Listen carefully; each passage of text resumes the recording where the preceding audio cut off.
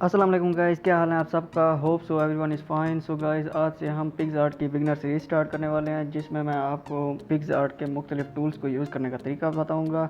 और साथ ही साथ जो भाई नए हैं जिन्होंने कभी फ़ोटो को एडिट नहीं किया, तो वो मेरी यही बिगनर सीरीज़ देखकर वो यानी कि बेसिक लेवल पर फ़ोटो को एडिटिंग करने का तरीका सीख सकते हैं। और इसी मैं सीरीज़ को एडवांस लेवल तक भी लेके जाऊँगा, जिससे ये है कि जिन भाइयों ने यानी कि एडवांस लेवल पे फ़ोटो को एडिटिंग करना सीखना है और वो भी मोबाइल पर, तो वो मेरी इस यानी कि चैनल पर देख सकते हैं।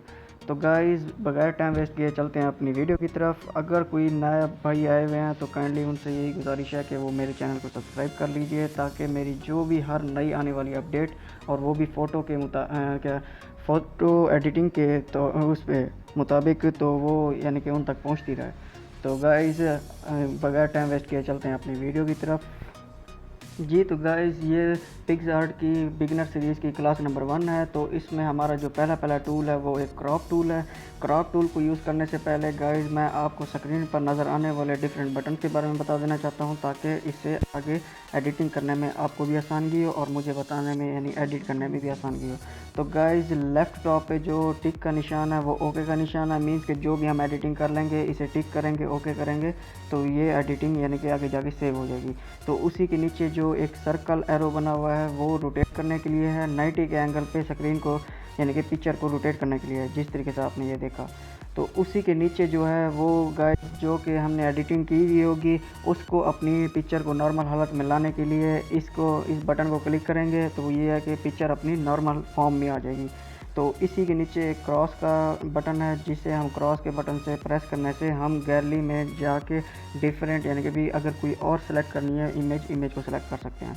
तो गाइज़, अब राइट कॉर्नर पे टॉप पे जो क्या ताले का निशान है, तो गाइज़ इस ताले के निशान को मैं बाद में बताता हूँ। तो इसी के नीचे जो डिफरेंट गाइज़ शेप्स दी गई हैं, जिसके मुताबिक यानी कि भी आप क्रॉप कर सकते हैं। यानी कि स्क्वायर की शेप दी गई है, इस इमेज को आप स्क्वायर के मुताबिक यानी कि क्रॉप कर सकते हैं। और इसी के नीचे 3/4 की दी गई है, जिसे पोर्ट्रेट भी कहा जाता है। ये एक पोर्ट्रेट फॉर्म में दी गई है, और अपनी इमेज को ये देखिए इसके अंदर रख के आप इसे क्रॉप कर सकते हैं। तो गाइज़, एक और ये लैंडस्केप दी गई है, लैंडस्केप टाइप है, तो इसको यानी कि भी अपनी फ़ोटो के मुताबिक यानी कि आप एडजस्ट करके उसे एडिट कर सकते हैं। ये डिफरेंट यानी टाइप्स दी गई हैं, आप ये देख सकते हैं गाइज़। तो डिफरेंट ये टाइप्स दी गई हैं, और ये स्फीयर दी गई है, यानी कि जो इंस्टा की यानी कि प्रोफाइल पे लगती है उसी का साइज़ दिया गया है, और डिफरेंट साइज़ दिए गए हैं। तो आप ये देख सकते हैं, इसकी फ़ेसबुक की पोस्ट के लिए भी साइज़ दिया गया है, और फेसबुक कवर के लिए भी साइज़ दिया गया है, और ये इसकी ट्विटर की पोस्ट के लिए भी साइज़ दिया गया है। ये डिफरेंट साइज़ दिए गए हैं, आप देख सकते हैं। यूट्यूब के लिए भी साइज़ दिया गया है। तो गाइज़, अब चलते हैं अपने यानी कि मेन जो ऊपर यानी कि ताले का जो निशान है उसी को मैं अब आपको बताता हूँ।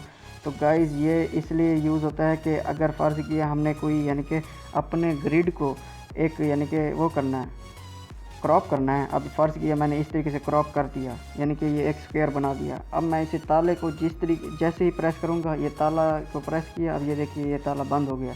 इससे ये होगा कि अब जितना ही मैं इसे यानी कि ग्रिड को छोटा करूँगा, तो ये अपनी यानी कि लेंथ और विड्थ को सेम रखेगा।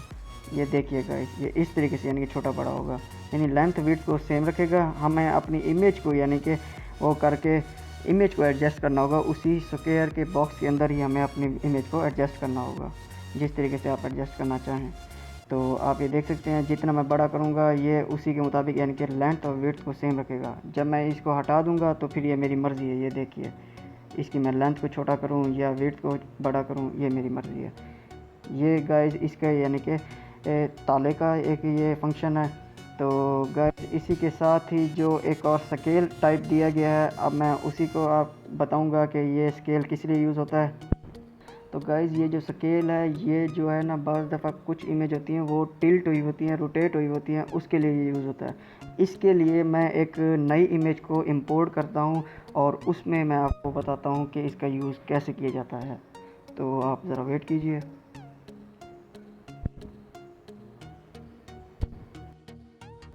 जी तो गाइज़, हमने अब एक नई इमेज इंपोर्ट कर ली है, जिसमें मैं आपको इसका स्केल का यूज़ बताऊंगा, ये स्केल किस लिए यूज़ होता है। तो गाइज़ आप ये देख रहे हैं इस इमेज को, इसका जो होराइज़न है मींस कि जो ज़मीन और आसमान के मिलने वाली जगह को होराइज़न कहा जाता है।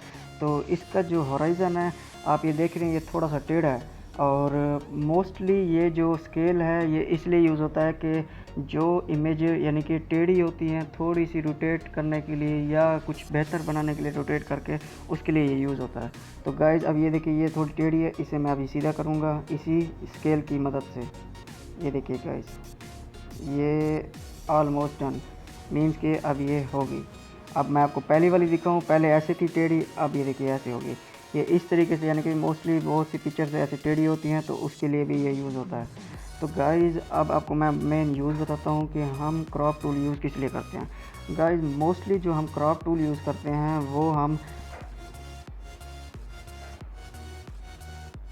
तो गाइज़ अब भी मैं आपको बताऊंगा कि हम क्रॉप टूल किस लिए यूज़ करते हैं। तो गाइज़ मोस्टली जो हम क्रॉप टूल यूज़ करते हैं वो पिक्चर में से कुछ यानी कि भी कुछ ऐसी यानी कि इमेज आ जाती है या ऐसी चीज़ आ जाती है जो यानी कि हमारी पिक्चर की उसे ख़राब कर देती है, उसे हटाने के लिए क्रॉप किया जाता है। और मोस्टली जो है ना बाज़ दफ़ा कुछ पिक्चर्स टेढ़ी होती हैं उन्हें सीधा करने के लिए भी क्रॉप टूल का यूज़ किया जाता है। और क्या पिक्चर में यानी कि रूल्स ऑफ थर्ड को यूज़ करने के लिए भी यूज़ किया जाता है। तो गाइज़ अभी मैं आपको रूल्स ऑफ थर्ड का यूज़ बताता हूँ कि रूल्स ऑफ थर्ड को किस तरीके से यूज़ किया जाता है। तो उसके लिए मैं दूसरी पिक्चर इंपोर्ट करूँगा, तो वेट कीजिए।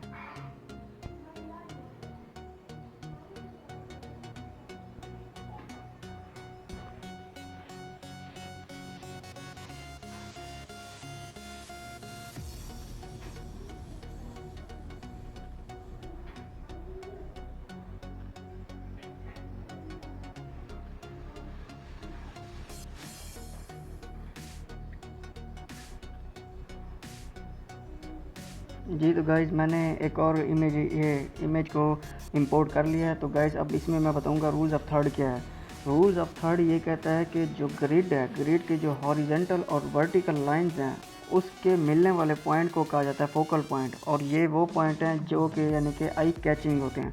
मीन्स के अगर किसी चीज़ को इस पॉइंट पर रख दिया जाए तो वो यानी कि ज़्यादा अट्रैक्टिव होता है और ज़्यादा यानी कि फोकस यानी कि भी उस पर ही होता है आई का।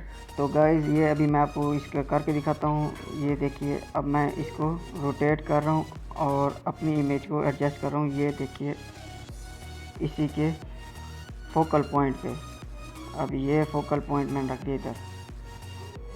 आप ये गाइज़ देख सकते हैं। अब ये मैं किस तरीके से एडजस्ट कर रहा हूँ, ये इस तरीके से मैंने एडजस्ट कर दिया। ये आप देख सकते हैं। अभी मैंने इसको रख दिया फोकल पॉइंट पे। फोकल पॉइंट पे रख के मैं ओके करूँगा। ये देखिए ये इमेज बहुत अच्छी लग रही है। इससे पहले कि मैं दिखाऊँ ये ऐसी थी, अब ये ऐसी होगी है। तो आप ये देख सकते हैं। इससे हम यानी कि रूल्स ऑफ थर्ड को भी यूज़ करते हैं तो डिफरेंट यूज़ होता है। तो गाइज़ ये क्लास इतनी सी इसमें क्योंकि इतना ज़्यादा नहीं था। इंशाल्लाह नेक्स्ट क्लास में मिलते हैं। अपनी दुआओं में याद रखिए और मुझे दीजिए इजाज़त। ओके, अल्लाह हाफिज़।